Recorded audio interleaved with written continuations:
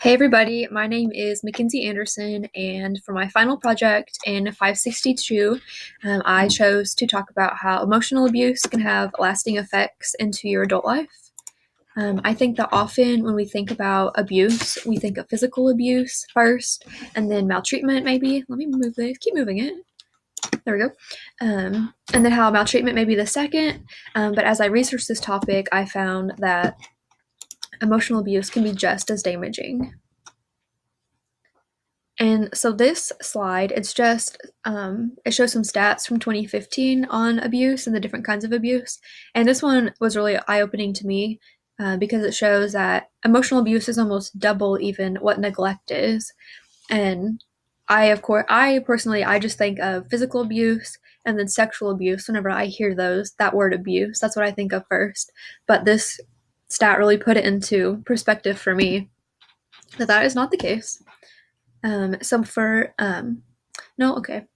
Emotional abuse can actually be the most damaging form of maltreatment, and this affects the child's emotional and their physical health as well as their social and cognitive development.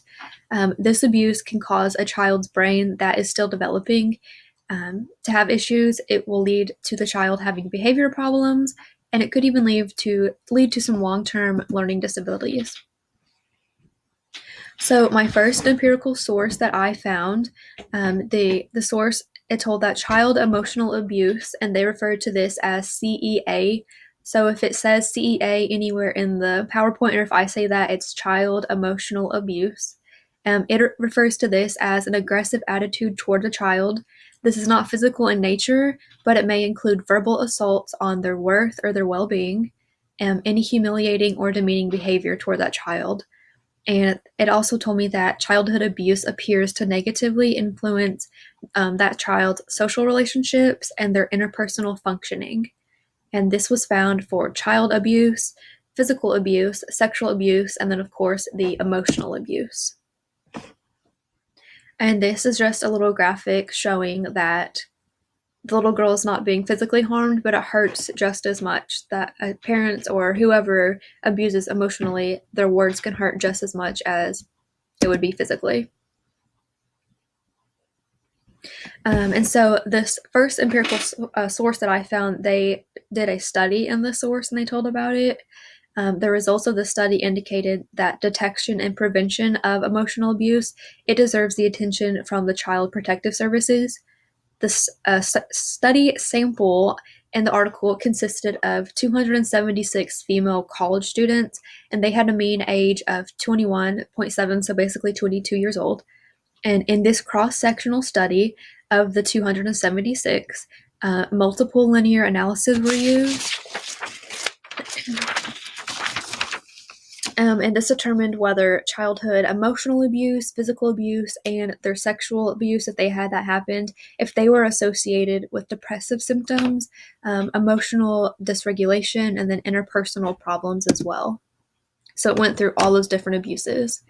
And then the results of these studies, the results were pretty consistent with other previous studies that found a childhood emotional abuse to be more strongly related to the depression.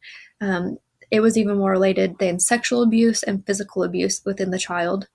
And in addition, that these findings are in line with research that demonstrates that CEA significantly predicts emotion dysregulation, and this was above and beyond the effects from sexual and physical abuse as well in those college students and then the inpatients who had substance abuse disorders. So it definitely was linked to depression.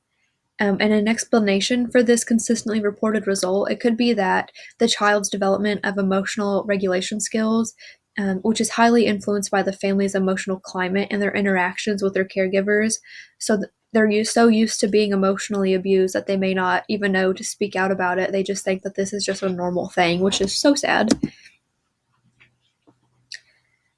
So what are some solutions to this that we just found? The article suggests that clinicians should recognize and acknowledge the harmful effects that CEA has and their treatment of depressed individuals.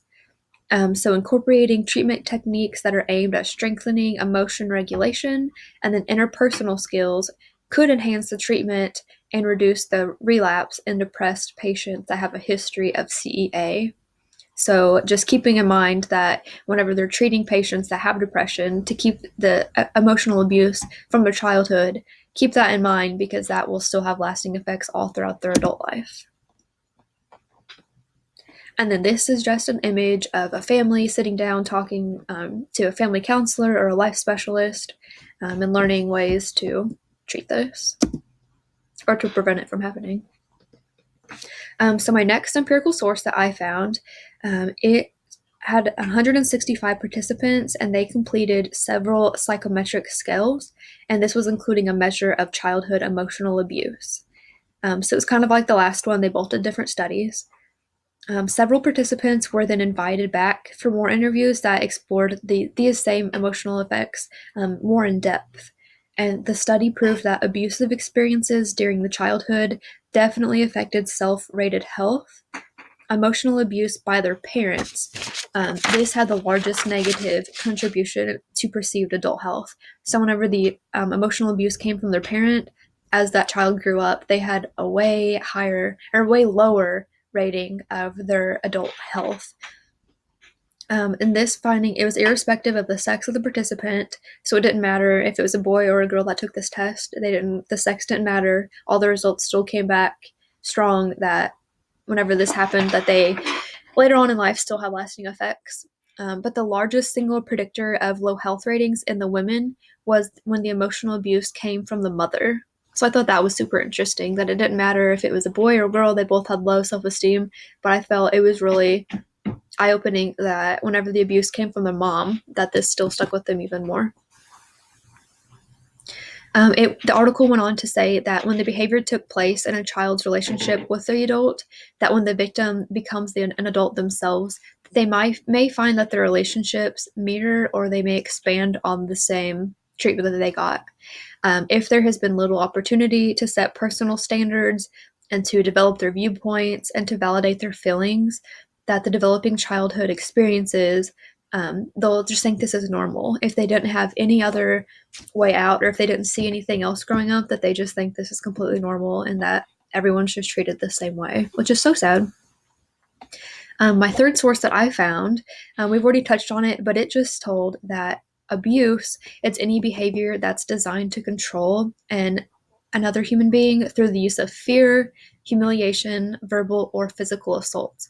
So that's all the different abuses kind of summed up into one. Whereas emotional abuse that I'm focusing on, it says that it's any abuse that is psychological. It's not physical in nature. It's not verbal. It's verbal abuse, but it's not physical abuse, of course. It's intimidating. It's manipulating the child into fear. So it's nothing that you can see happening. It's just that verbal attack. The third source went on to say that emotional abuse manifested itself into several different things. It's not just one. It's not just verbal attacks. It could be so many different things. It's aggression. It's denying. Just making that child feel little self-worth. You threaten the child a lot about it. Threaten them to tell. If you. This kind of brought me back to whenever in one of my classes this year, we had to read A Child Called It, and the mom intimidated him and said, if you tell, at school, the treatment's going to be way worse at home. So this is exactly that was a perfect scenario of what this was. So they did a study as well. They started with neutral questions and then moved on to questions about relationships with parents or their main caregiver, when they were a child. And the interview moved on to current relationships with their parents, and it saw if the abuse had an effect on the relationships now that they have. So that's once again what I was just starting on, the results from this test. It appeared that women had more susceptible to the influences of negative life events. So it was kind of just like the last thing that we said, whenever the mom abused, that stuck with them more. So it kind of is the same way here, that when it's the women they were more susceptible to have this depression and have these lasting symptoms. And that is the source at the bottom. And then our textbook was a really helpful source for this presentation, the project. That's the word I was looking for.